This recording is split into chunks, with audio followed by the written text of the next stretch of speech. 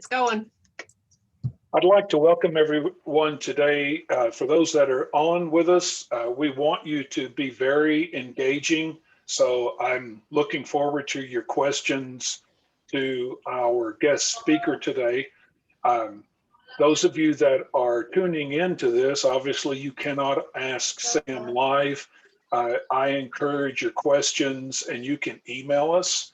So for those of you that are have this recorded and you're watching it, take notes along the way, and anything you have questions about, we will be glad to work with Sam on answers. So just an update there as we move forward. For the rest of you, please feel free to be engaging. We look forward to that. You'll be on camera, if you will, or recorded. So hopefully just be aware of that, but we are looking forward to the work. I want to start, basically, I'm going to probably, for those of you that have been on, our loyal followers that are on just about every week, I hesitate. I don't want to bore you. Okay, I need someone else. Who's sharing their screen? Is that you, Sam? I'm gonna. Yes. Okay, I'm gonna bump you off for a second. I just want to point out, are you seeing the tech page, the tech commercialization webpage? Yes. Okay, my screen sometimes does this where I don't get to know that I'm watching it. So basically just reiterating that what we're doing, that we are part of the America's SBDC Kansas statewide website at kansassbdc.net. And when you land there, you can go to the tech commercialization page. This is still a work in process. We are trying to continue to move forward with it. We're going to have our tech lunch and learns. The format may be a little different than this, but we will start posting our lunch and learns ahead of time as we know the content.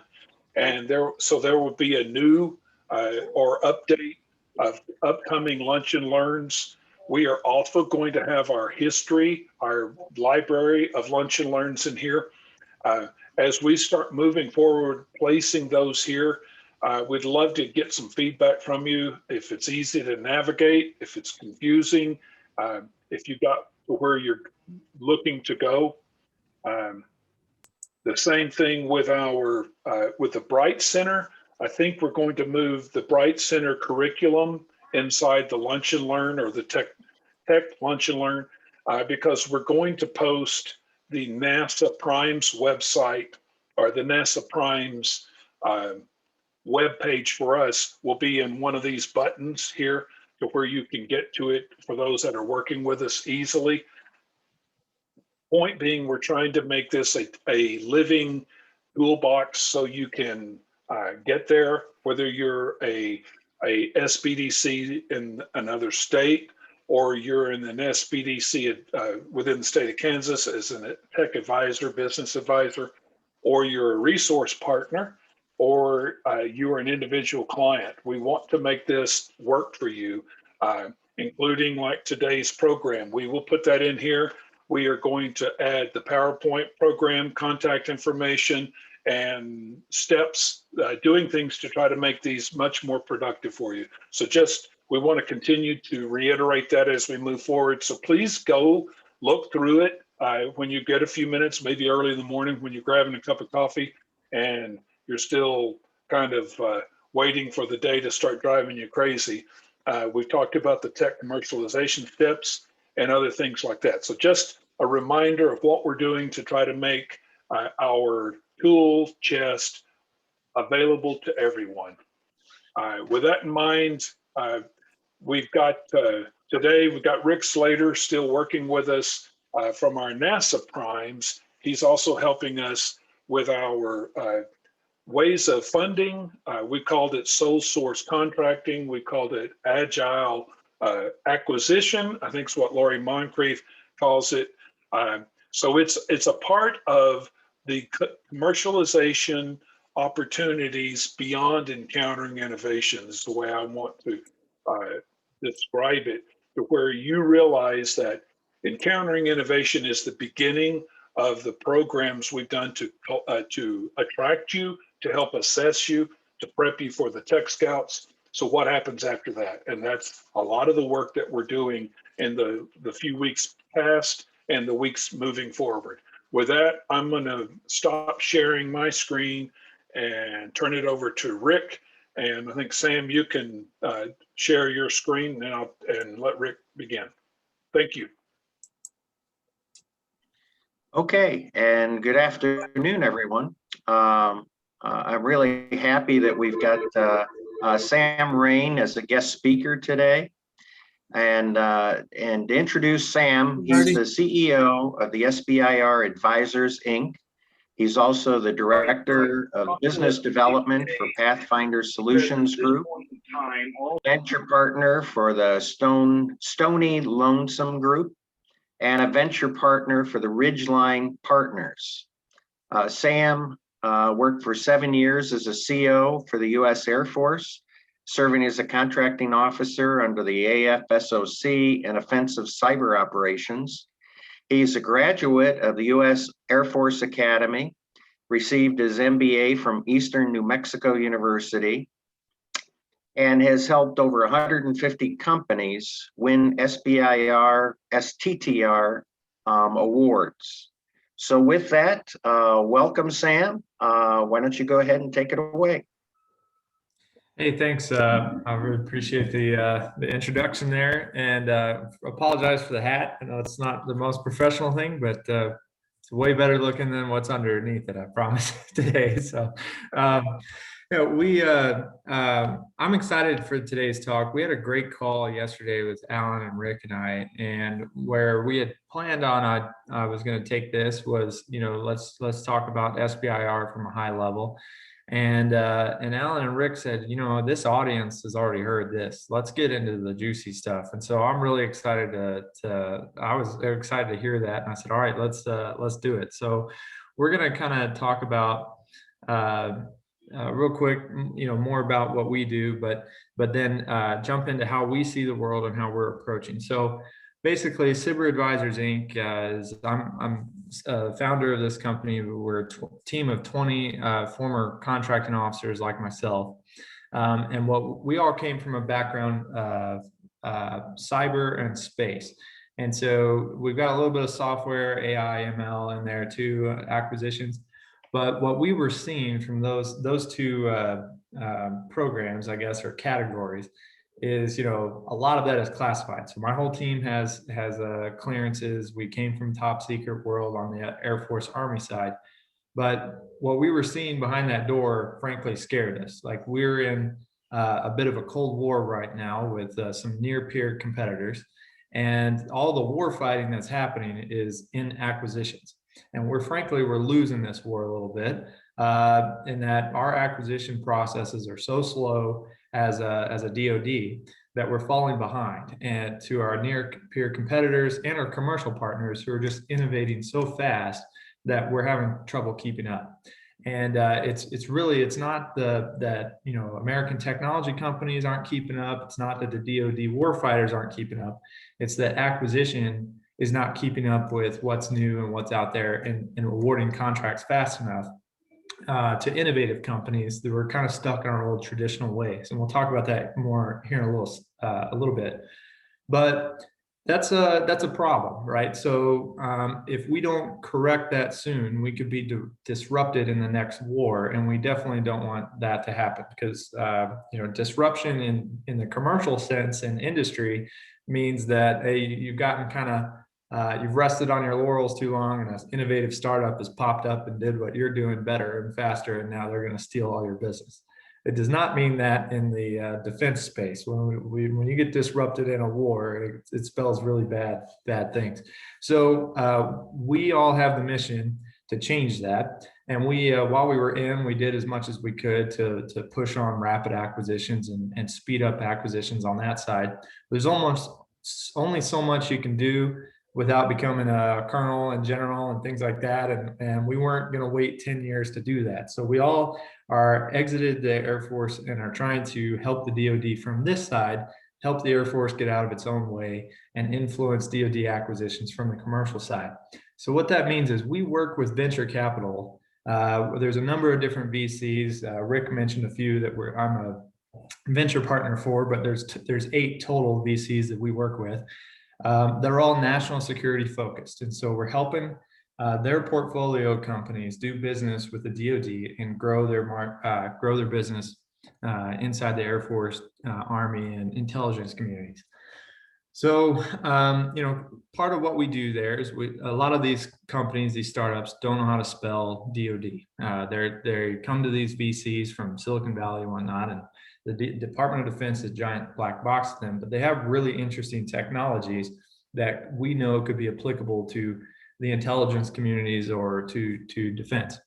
And so part of what we do is come in and help consult them through the process and hold their hand and show them how to do all the registrations and get all the way ready to do business with DoD. Then we help on the proposal end and some of the contracting stuff. But a lot of what we do is business development, connecting them to the right people within the Department of Defense, letting them know what are the program offices, who are the customers who would be likely end users of your solution. And that's what we're focused on. And we've been pretty successful at it, but I wanted to just, frame it. That's what we do. Now let's talk about kind of how we see the world. So what we see is that there's typically 2 types of companies that we interact with, that we see on a day-to-day basis. That's everyone's dual use, right? They have a solution that could work on both the defense side and the commercial side. Sometimes they don't know that it could work on the defense side, but a lot of the technology we're seeing has application within the Air Force or Army, because those are really just large enterprise. I mean, a lot of people think Air Force is just pointy objects and blow stuff up, but really they have a school system, they have a whole medical infrastructure behind them. They have HR, they have all the things that you would see on a private, maybe if you went into a town, everything that town is doing, we're doing on an Air Force base. So a lot of the target customers that for commercial have applicability on the DoD and might have a DoD version of that potential customer on the military side. So dual use, meaning that they can apply to both, but companies kind of come in at 2 different flavors. So they say, hey, I recognize I have a dual use technology, and some of them position themselves as government first. So Anduril is one of the early ones that we worked with. Haven't worked with SpaceX or Palantir, but they're all in the same kind of boat here. So these are companies that have a dual use product, but their business plan is to target the government market and go public sector. And so what they often look to do is become prime contractors themselves, do a lot of this business development direct, go and talk to the program offices, the executive officers who they know would be interested in their solution. They're trying to push their program or their solutions into programs of record. They also often have heavy services wrap. So these are not companies that just want to sell and push licenses. These are companies that want to come in and help do services to integrate their solution with the DoD. And be partners with them. And sometimes, they might partner with a Deloitte or a McKinsey or something like that to provide the actual consulting services to help with that integration. But almost every contract we see from this group is they're trying to come in with not just a product or a solution, but also all of the infrastructure and support behind it to help the DoD use that solution. So that's typically what we see on government first. On dual use, commercial first. So these are companies that need to take like a real good look at why they're going into the DoD.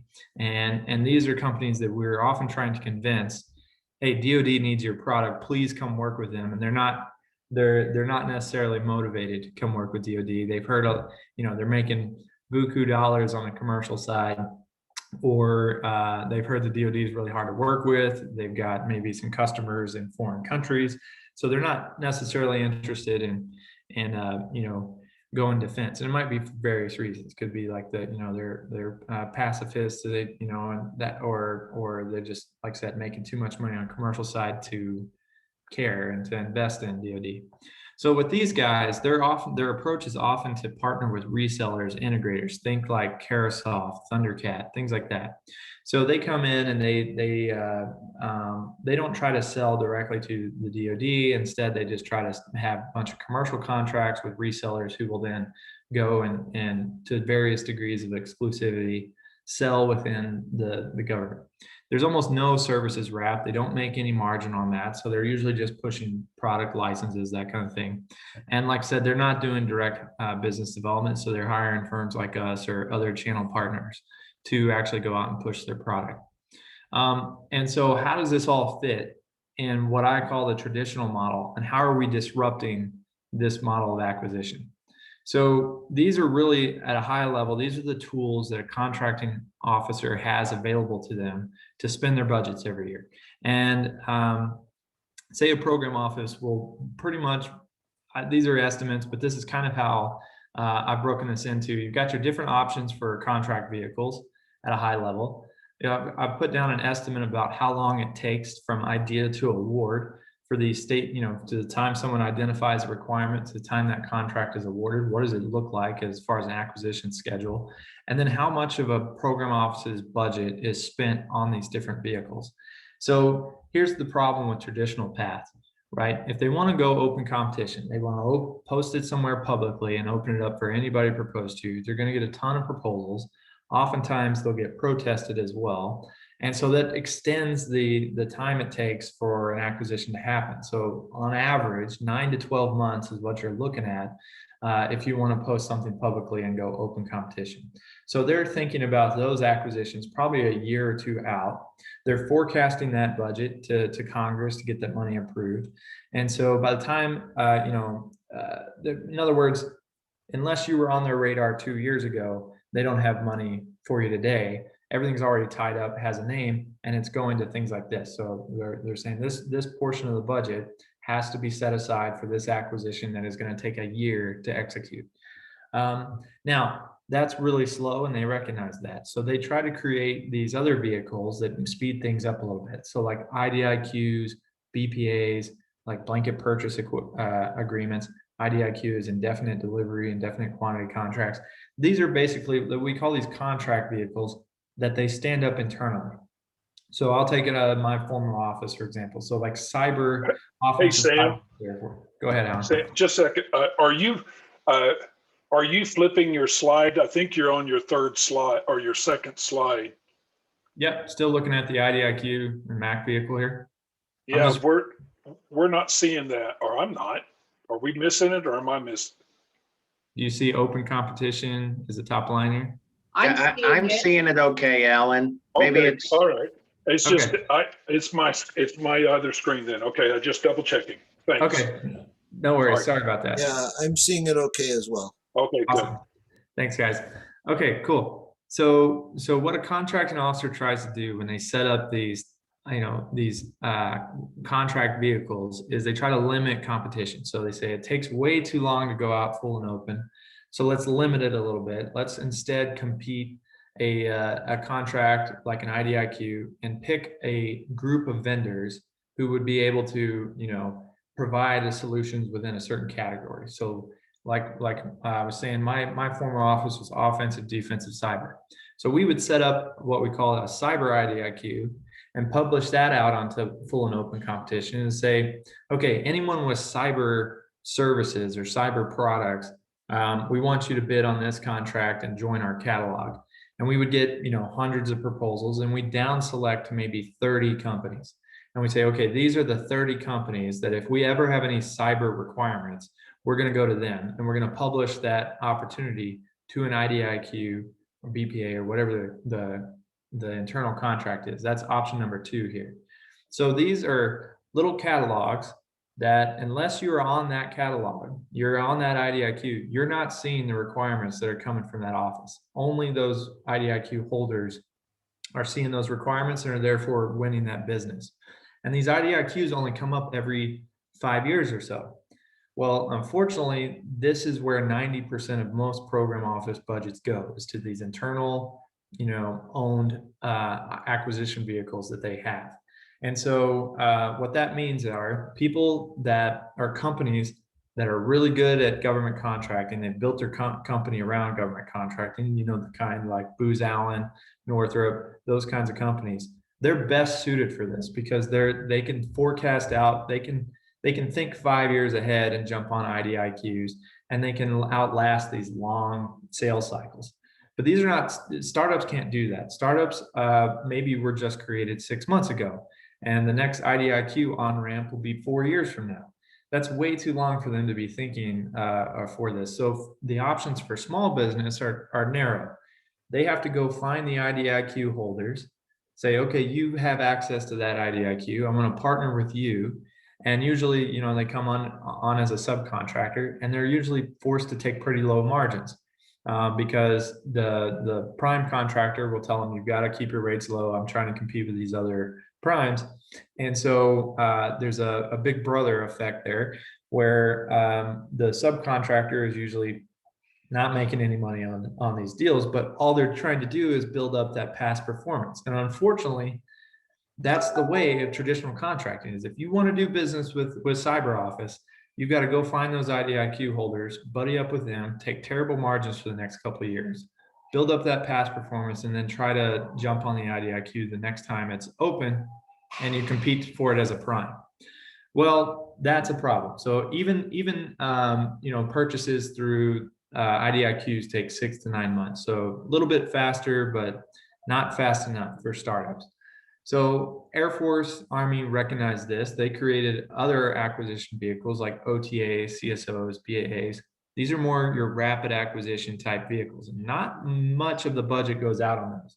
Definitely less than 10% of the budget, because a lot of contracting officers, program managers see these as experiments. They're putting these out on OTAs. They're going to see what kind of technology comes back in, but they're just really not, they're kind of gambling that in their minds, that technology is going to come in through one of these. And even still with these rapid acquisition vehicles like an OTA, if I choose that as my acquisition path, say I've got this requirement, I'm going to send it to Defense Innovation Unit, DIU, they're going to put it out on an OTA. I'm still waiting 3 to 6 months from the time that requirement is created to the time I have a contract. And it's going to be very small budgets are coming out there. So SBIR advisors, we're, you know, former acquisition guys, we're looking at this process and seeing these are the 3 options that most contracting officers go to. They just default to, I've got a requirement, I've got money, I'm going to take it through one of these 3 vehicles. How do we break into this, and how do we help startups break into this and get their technology to the warfighter? And that's where we entered the sole source direct sale process. So a sole source contract is something that every contracting officer has experience doing, but they don't do it very often.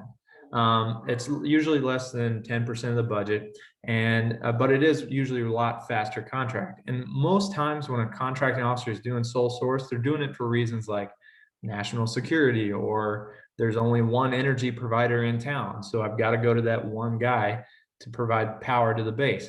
So there's reasons to go sole source, and they do it. Everyone has experience doing it, but not very often.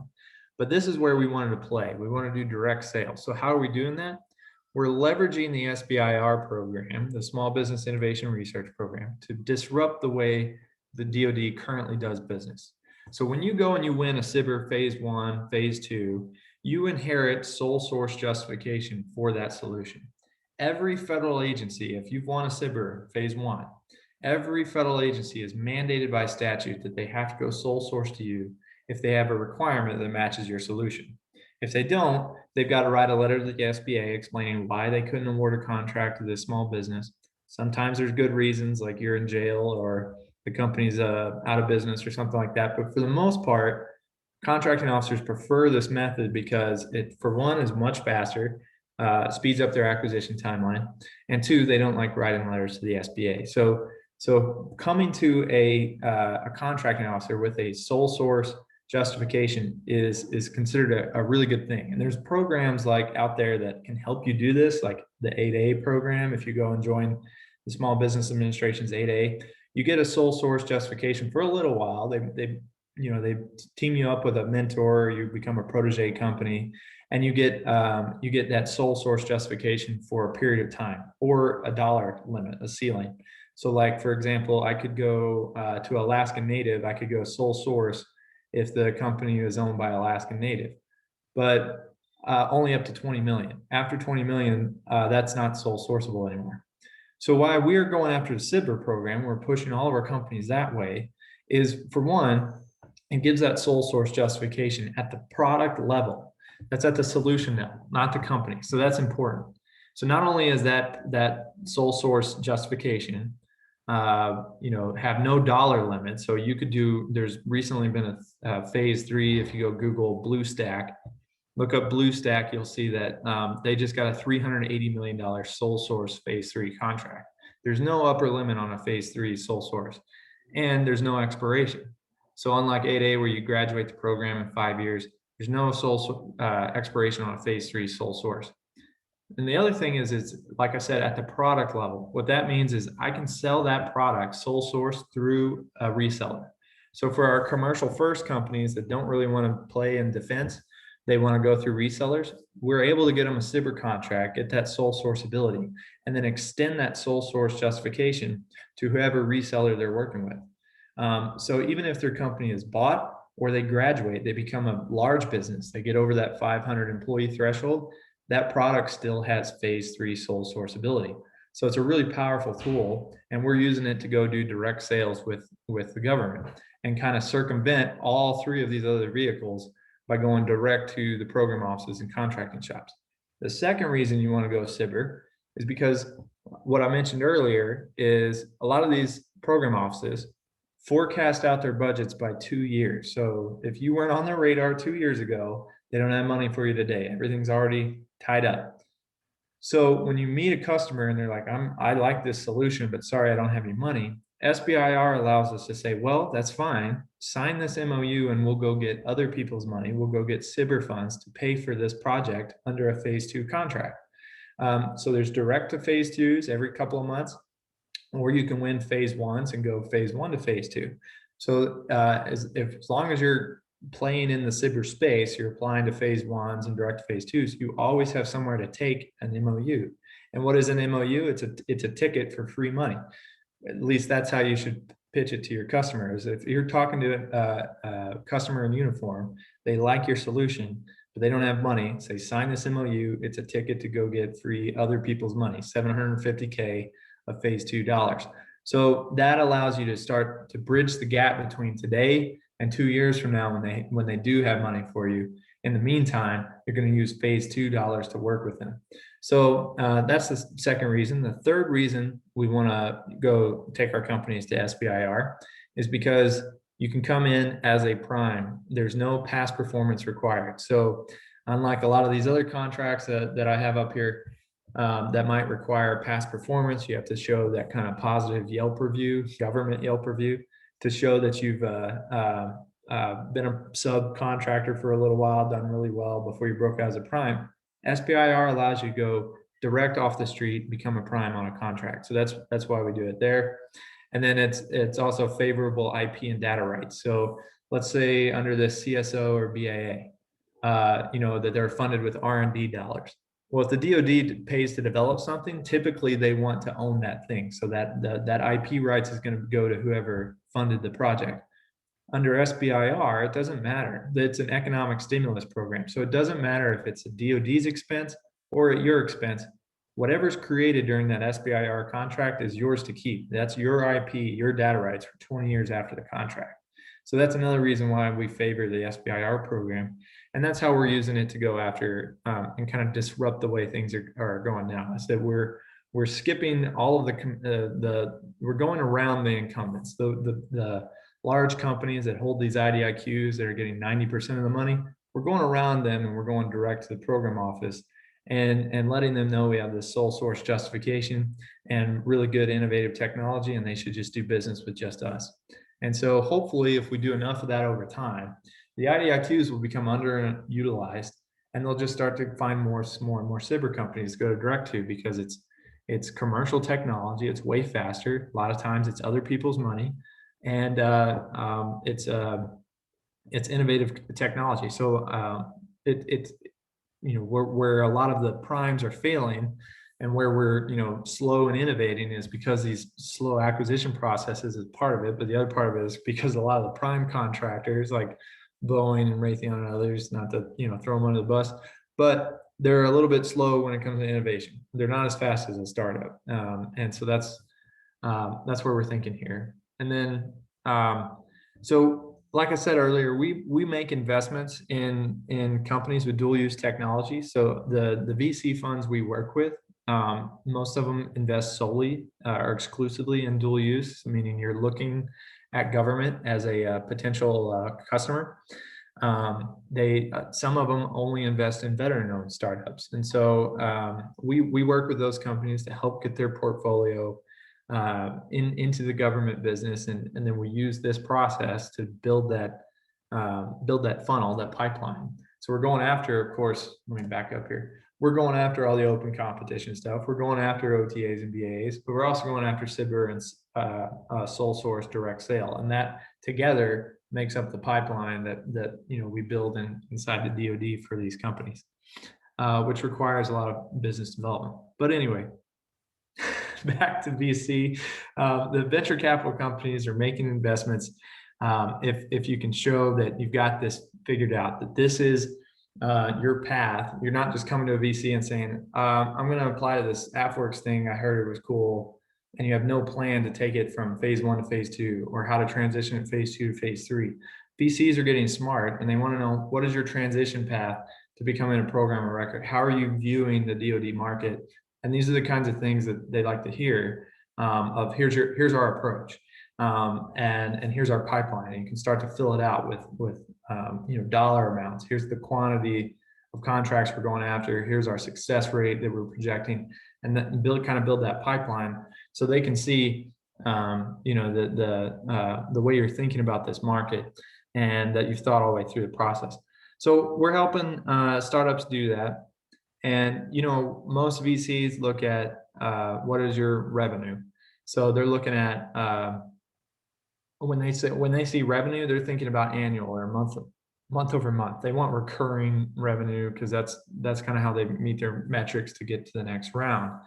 So if you come to them and you say, I've got a SBIR phase 1 or phase 2, and you're counting that as revenue, you're going to be laughed out of the room. You need to count that as non-dilutive funding, or grant money, or something like that, R&D funding. Don't ever tell them that a phase 2 or phase 1 is revenue, because they know it's not. But if you can start to show the path of how are we using these grants, these non-dilutive funding, to get to recurring sales, then that's when you can perk their ears. And so back to this page. So how are we helping these companies get to recurring sales? Those phase 3 contracts, or phase 2s, are typically 1 year period performance, but phase 3s can be up to 5 years period performance. So if we're pushing a government first partner, a lot of what we're doing is we're doing a phase 3 that is licensing as a kind of a other direct cost. So it's maybe 10 to 20% of the actual contract is solution, and then the other 80% is services. So we're coming in, we're helping, provide bodies to help integrate this solution. And the reason we do that is because defense customer is often so busy, has so many missions, so much going on, that even when they buy things, they don't have time to really make sure that new purchase is integrated in their daily mission. And if you're not careful, they'll just put it on a shelf and won't use it. It'll gather dust. So part of this is selling licenses, but it's also coming in and helping them use it and see how this helps me with my mission day to day. And they don't, also say, like, we can come in and help you get out of your own way a little bit, and you focus on program management of your current program, and we'll just integrate this for you, and you don't have to do anything. Like, we're kind of a turnkey solution. You award the contract, and next thing you know, we're in here and we're helping you work with this technology. That's perfect. That's what they're thinking about. Now, for commercial first, they just want to see licenses sales. They only want to see a purchase, and it might be smaller phase 3, but they want to see a purchase and they want to see it annual recurring. So for them, we'll do no services, but we'll do, maybe 200, 500K worth of licenses, but we'll put option years on there for every year for 5 years. Now it is a recurring purchase for every 5 years. Now, the good thing is once we get in there with one sale, whether it's a phase 2 or phase 3, we're starting to show that customer what their life is like with this new technology and kind of getting them hooked on that so we can keep coming back for more sales when phase 3s and TAC-FIs, STRAT-FIs, things like that. I know I've talked a lot. I'm probably getting a little off base from what we started. So with the 20 minutes or so we have left, I want to kick it over for questions. And I'll come back to this slide. So just, wrapping up. These are some consultants that can help you with this process that are working with venture capital like us, who kind of can help you build your defense business. So obviously we're Cyber Advisors Inc. There's another Nucor Strategies out there is a great option, and then Victoria Falls Technology is in the same space, doing the same sorts of things, working with different VCs. If you've ever heard of Incutel, a lot of Incutel venture capital firms like Sequoia and others are working with those other two companies, and then we're working with some of the lesser known national security VCs. Turbo SBIR,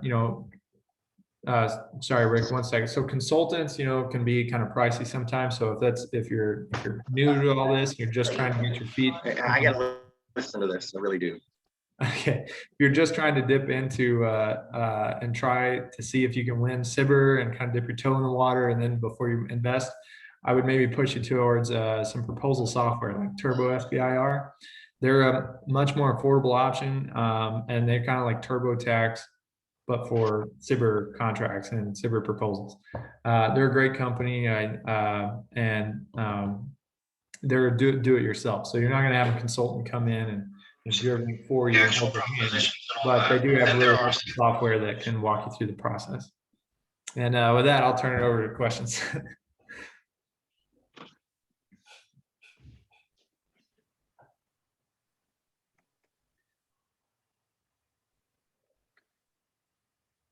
Okay, do we have any questions out there from anyone? I had a question, just kind of, okay, first I want to comment. Thank you so much for this presentation. That was really great, very inclusive. That is a lot of information, and I took really great notes, so thank you.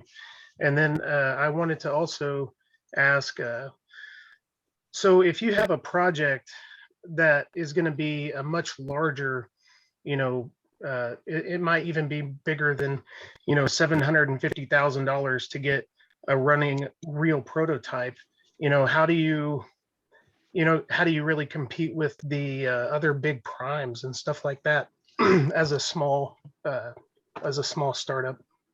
Yeah, so that's going to really change your strategy of what kind of vehicle you're looking to come in on. So and just kind of understanding what are one of my favorite movies is War Dogs for various reasons, but one favorite quote in there is he says, "You make all your money reading between the lines," and that's kind of where you have to do in these Cyber and CIDR programs. Is you're reading between the lines, see what is the actual motive of the agency behind it. So let's look at Air Force. Air Force's motive in their CIDR program is to get commercial technologies. These are things that are already being bought and scaled on the commercial side into the DoD. And so they're looking for you to say, I've got customers, I have revenue, I have investment around this product, and I just need to make some adaptations to scale this within DoD. They're not looking for TRL 5 or lower, technology readiness level 5 or lower. They're looking at other things, and we can get more into AFWERX motivations later. But there's other programs like STTR, the Small Business Technology Transfer, that is looking at earlier stage technology, TRL 5 or lower, and that might be a better suit or fit for you. Or there's other agencies like National Science Fund and NASA and things like those that do fund earlier stage, more like R&D type work. And I'll finish that off by saying that a phase 2 is a limited time, limited budget scope. They're not expecting you to deliver product at the back end of this. They're expecting the only thing that you are required to do to, meet your contractual obligations of a phase two is turn in a final report at the end that says, here's how far I got with 750,000 in 12 months. And it may not be a product. It's, it may be just getting down. I work with a lot of companies that do satellites. $750,000 doesn't pay for the gas to get the satellite launched. And so what we have to show is this is how far we got with 750K and the time you gave us. And then that's what, they have SBIR rounds every 3 months for. So you can come back in and say, okay, the first phase two was to get me down mile 1 of my product development roadmap. Now I need, a second SBIR to get me down mile 2 of my product development roadmap, and so on. So you can just, you can keep coming back to that trough for your development. That's a really great clarification. I didn't know that. So thank you. That's very helpful. Awesome.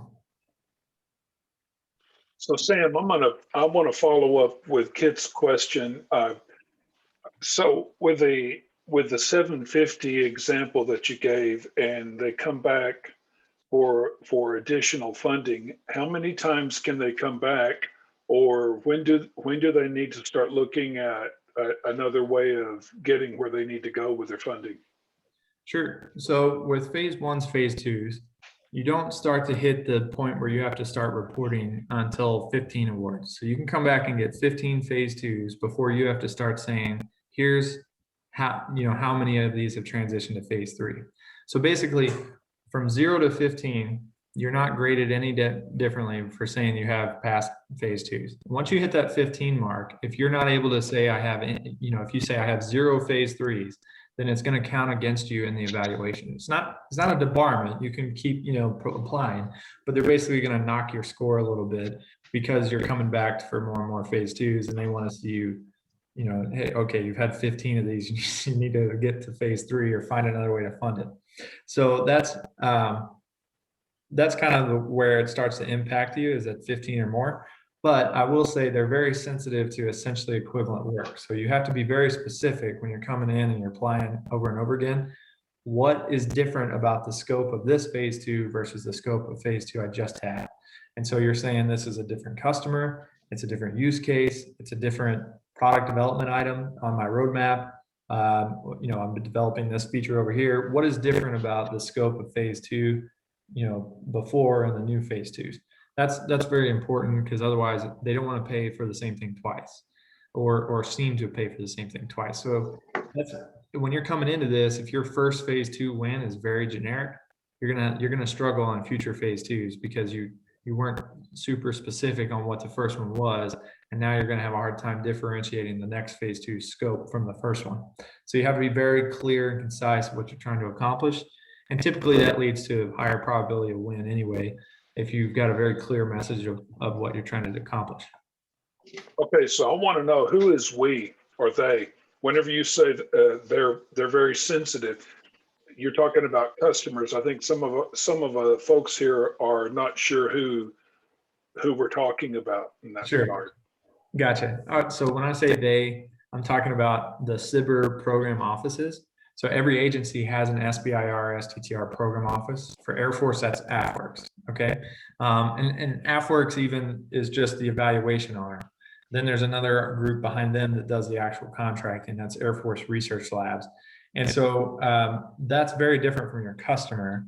And sometimes you're talking to two different groups. So if you're Air Force example, because they're one of the only groups that does an open topic, they're asking you to go find a customer and bring them to the party. So your customer might say, I want commercial version of your technology today. I don't care what R&D you're doing. Well, if you go back to AFWERX and you propose, hey, here, this customer just wants my commercial technology, here's a proposal for licenses, they're going to strike that and say, nope, that's not R&D. So you have to kind of, understand what audiences you're talking to. So I'm glad you asked that question, Alan. Is if I'm talking to my Air Force customer, actual program office, end user, trigger puller, and they want my technology today, I'm going to have to message to them appropriately and say, okay, yep, you'll get some technology to use and try out and give me feedback on, but there has to be R&D that we're doing. And here are the milestones that we'll be doing in the background to make sure that R&D is being done.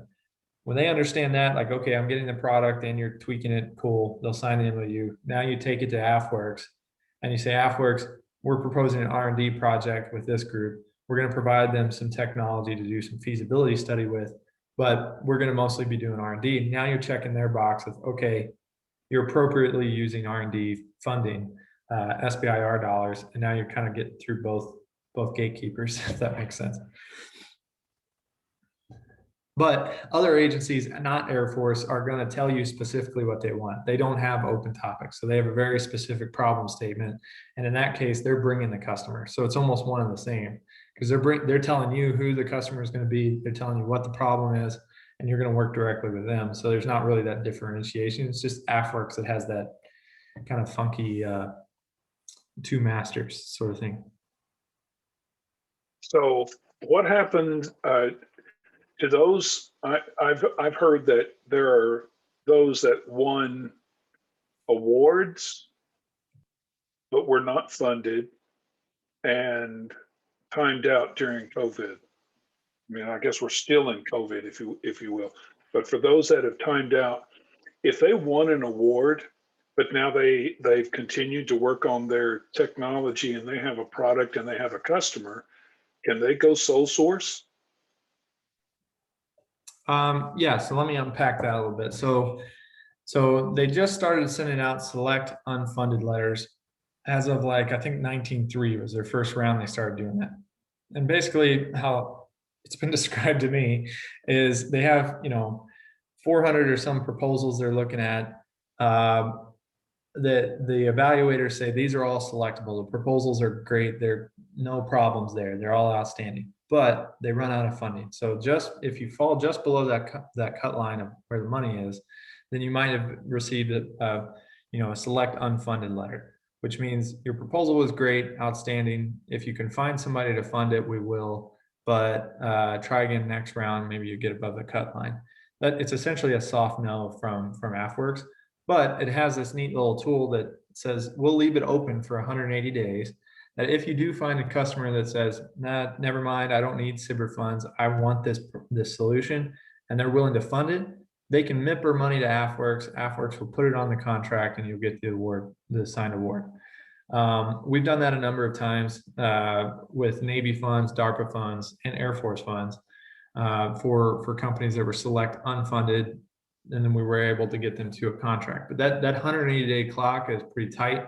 If you're no longer eligible for that, 180 days is over, then your options are to come back in through another phase 1 or direct to phase 2. And then to answer the second part of your question, Alan, are you sole sourceable if you were select unfunded? So if you had a phase 1 win, then you are sole sourceable. So if you've got a contract award, signed contract that says phase 1, then you're eligible for phase 3 right away. You don't have to go phase 1, phase 2, phase 3. Now, if you didn't do a phase 1 and you came in direct to phase 2, and that's when you got your select unfunded, you don't have sole source yet until you have that signed contract, because anytime you go to phase 3, they're going to ask you what was your funding agreement number, and what they're asking for is what was your contract number. And all you have is a letter that says you're select unfunded. There's no contract number on there. So until that contract is signed, you don't have sole source ability. So to clarify then, if someone has a funding agreement number, then basically they're sole sourceable then.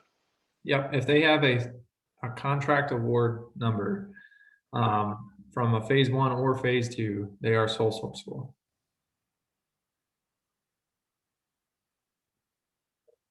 Okay. All right, who else wants to ask questions?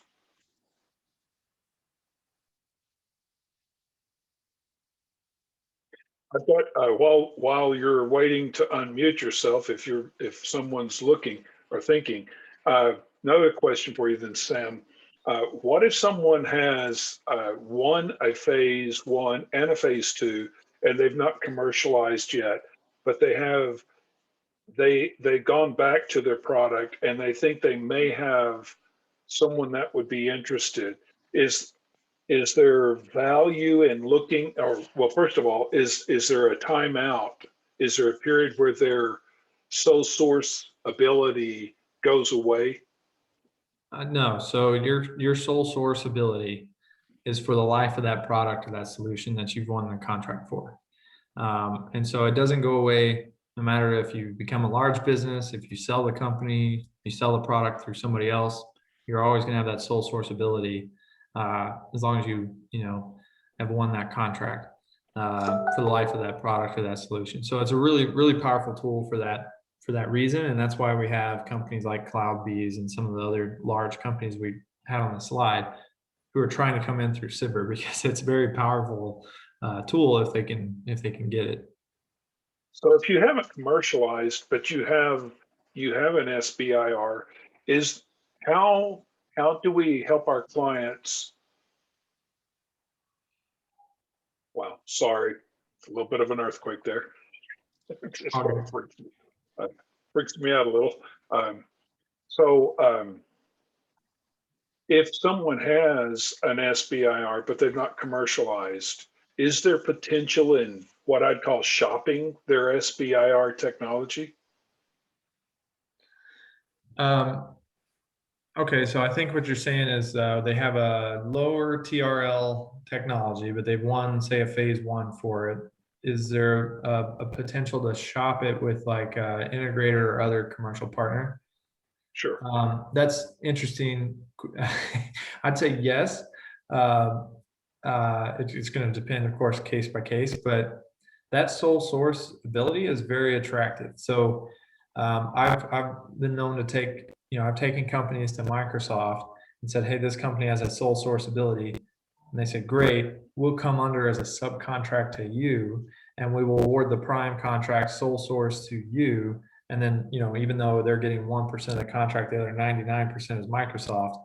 That's how they're leveraging that sole source ability. Okay. So how do you look at that to see if there's value, or spending time in, how do you analyze or assess that technology or that award for potential? Okay, for potential investment or to work with them to get to phase, or both? Both. Commercial viability. I'll just kind of put it under that. So to your point of the example with Microsoft, or that you can find a customer. Yeah, so venture capital is not a lot different than AFWERX, in that they a lot of times are not complete experts in the technology. They will always do due diligence, and they'll bring in smart people to review the technology, but they themselves, think of it like Shark Tank. When you come in to be watching an episode of Shark Tank, they come in, they pitch the product. The sharks probably have never, or they haven't cleaned dishes or something in a long time. How do they know this scrub brush is going to be good? They say, what are your sales? What are your numbers? So from a venture capital standpoint, they're always looking at, do you have traction? Do you have commercialization? And that's how they're judging the investability of the company. And frankly, that's how they're just judging the technical merit of because if it was really technically, high merit, then someone would be buying it, right? It's kind of their thought process. There are a number of venture capital groups that they're called, they call themselves technology capital. So they will take technology that has like a SBIR award, and they'll say, okay, you've been validated by smart people at, DARPA or at AFRL, and they've given you a contract, but you're having trouble commercializing that. But that technology itself is worth something. It's capital. They will take that and usually go and sell the technology itself to some company where that tech would become a differentiator. It would be disruptive for that. Example would be, Alan, I'll send you their website. I can't remember it. Their TCP.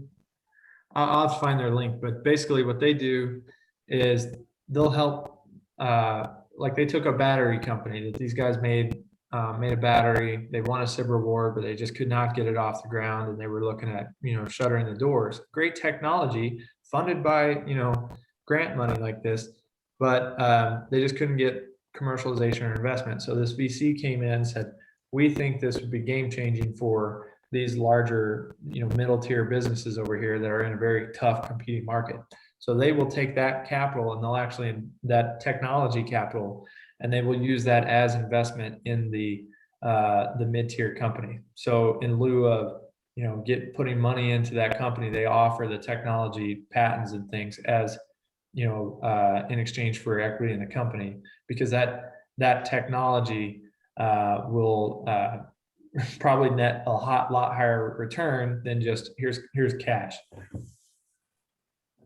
Does that require, from a legal perspective, does the individual sell the company, therefore the SBIR rights goes with the company, or do they sell the technology product and the rights go with that way? It's often they buy the company, but it can be they can just split off the patents and things. But usually it's the patents and the product in that case is the company, and so they just buy the whole thing. But if it makes sense to just split off the product, they can just take the solution and patents or whatever there is around that, the IP, and use that. Okay, Sam, I have a question. Of the 13 or 14 other agencies that have SBIR programs, do you work with any of those? Are you familiar with, because they've all got to be slightly different. The rules might be the same, but they operate a little bit different. Do you work with that at all? So we work with NASA and DoD primarily. DoD is our sweet spot. That's where we all come from. We've certainly won NSF and DOE before. It doesn't really work for our model because NSF, will take a year to award a contract. So by the time we, find out we've won it, we've usually forgot we proposed to it. But that's not necessarily our model. We try to stay in DoD and NASA as our sweet spot. Yeah. So a couple of the companies I mentioned earlier, like Turbo SBIR, their sweet spot is NSF, NIH, those kinds of agencies. And there's usually, no one can be an expert in everything, but usually you can find companies that are experts in a particular area. We do well in DoD because we kind of understand, like you asked earlier, what is their motivation? Like AFWERX has 3 motivations. Number 1 is they've got to spend their money every year. They've got to burn it all because Congress told them they have to. But number 2, very high, close second, is they want to get things that airmen actually want. They want to buy technology that'll help the warfighter. And so that's why they put such a high priority on proposals that have letters, stacks of letters of support. They have money on MOUs. All those things are demand signals that say the airmen really want this. So that's number 2. The third mission is to domesticate technology. Going back to what I said at the very beginning, is we're in a bit of a Cold War, and Russia and China are making investments in technology companies in the United States. They're actively offering very good term sheets, 100,000 here, 100,000 there for great terms. But and they're not doing anything nefarious, but as soon as a company takes one of those term sheets, they're debarred from doing business with DoD. And so there's this, they're locking out the Defense Department from a lot of innovative tech, and Air Force is trying to reverse that trend. And so the reason they're branding themselves as AF Ventures, AFWERX, those sorts of things, they're trying to keep companies domestic and looking at American capital resources. So they've just created a trusted capital network. They're trying to activate American VC. So if you come to AFWERX and you have a letter of support from a venture capital firm, your proposal just went up that much more on them because you're checking that third mission for them, that box for them. Okay, thank you. That's good. Any other questions out there? I do have one. And so I just looked at the website for SBIR Advisors, Inc. And so there's a place where you can just simply enter your name, and they say someone will reach out to you Is that the simplest way to start a conversation with them? Yeah, so I appreciate that. I have to, we have to go back and check. I know that we're not the best at answering those that come in through the website, but if you want to reach me directly, I'm sam@sbiradvisors.com. Thank you. Love to do that. Okay, anybody else out there?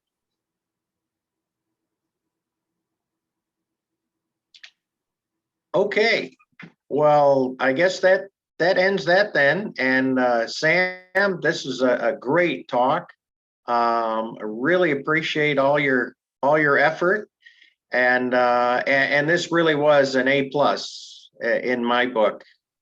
So thank you very much. Alan, do you have any other final parting comments? So I want to dovetail what you just said, Rick. I totally agree. I think what we have here, Sam, is a lot of, for several people that have, and some that aren't on today that I know that have won SBIRs and some that have fought for them, some really valuable information here. I'm going to try to follow up with some of them, and I want to get with you and talk to you and them. It would be interesting to see if we went back and pulled up our SBIR awardees over the last 5-10 years, if there would be a follow-up. It might not be a lunch and learn for a general topic, but a follow-up webinar specifically for SBIR awardees. I'd like to try that. It'd be interesting to see what we could do with that. I think there's some very valuable information here. And for those on, if you reach out to Sam or any of these others that he's referred you to in this process, we'd love to hear from you and see how things are going. This is the kind of stuff we're talking about. Sam, you really opened my eyes to some things that I was not aware of. I think one was the slide, and we are, as we move forward, we're going to start getting these slides out to everyone. Vicky's back, and she's been a great part of assisting us. And for my sanity, I needed Vicky desperately. And Vicky, so thank you for being here. You help a lot. So if all of you haven't, give her a big round of applause and welcoming her back. It's very good much appreciate you. I'd much rather be doing this. Well, thank you. I'm glad you're here. We need you, very much so. But we'll pass that information out to you.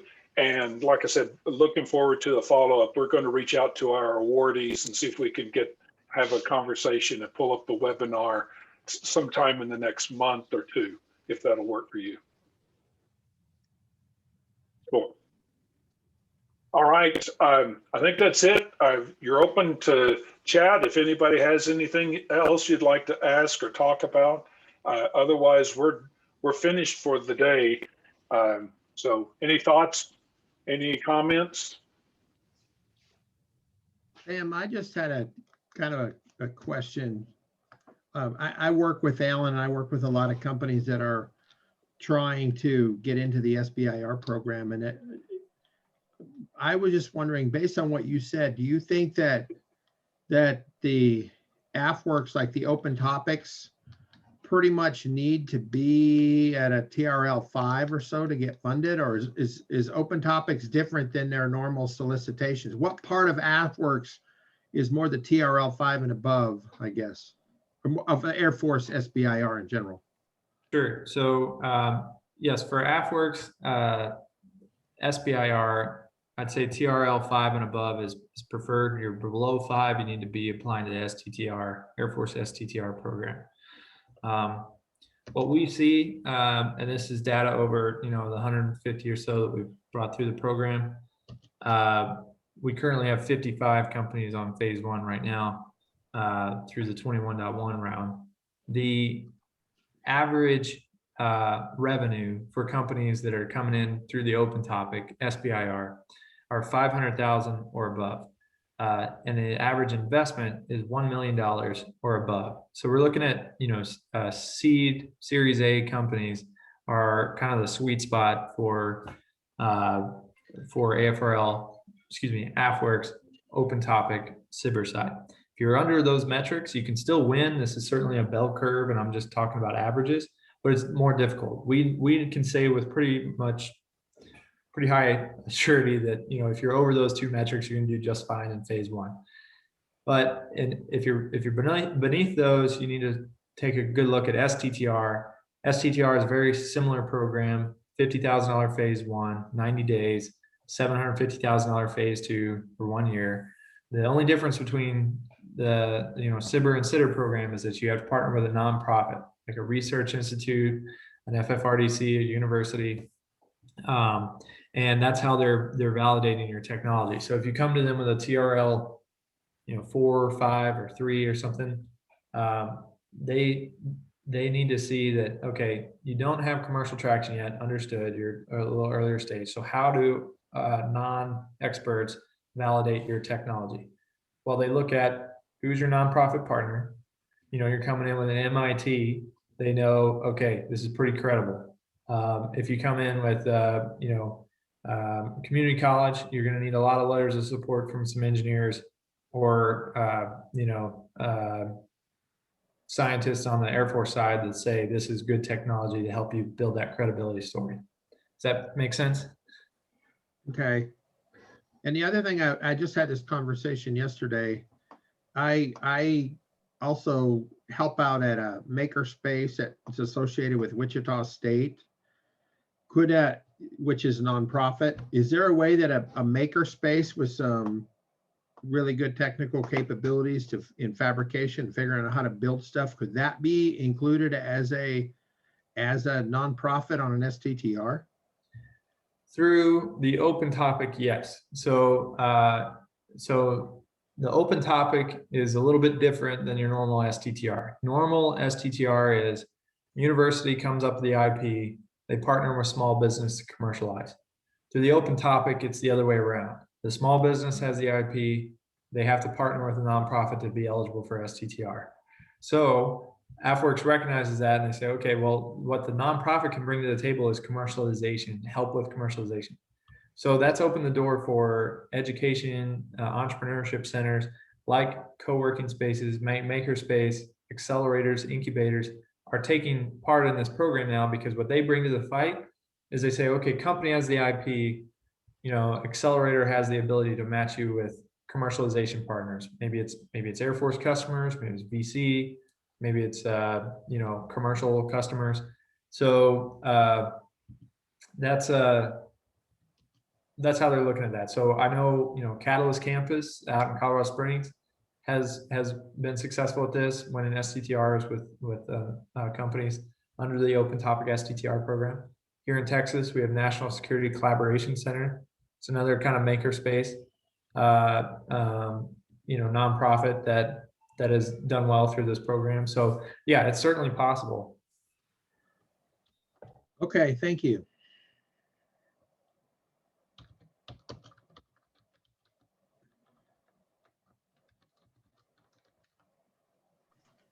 What was the last one, the last example you gave, Sam? The one in Texas? National Security Collaboration Center. So Bijo will know who they are. They share a campus with UTSA. Gotcha. Very good.